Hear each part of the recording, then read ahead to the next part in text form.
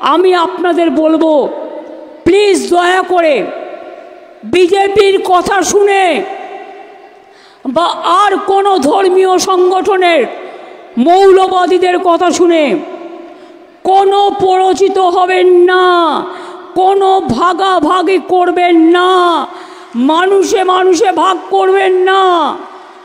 আপনারা যদি মানুষে মানুষে ভাগ করেন, তার থেকে আমাকে আমার গলাটা আমার হৃদয় থেকে বাদ দিয়ে দিন, আমি সবচেয়ে খুশি হব। আমি আমার চোখের সামনে কোনো দাঙ্গা দেখতে চাই না।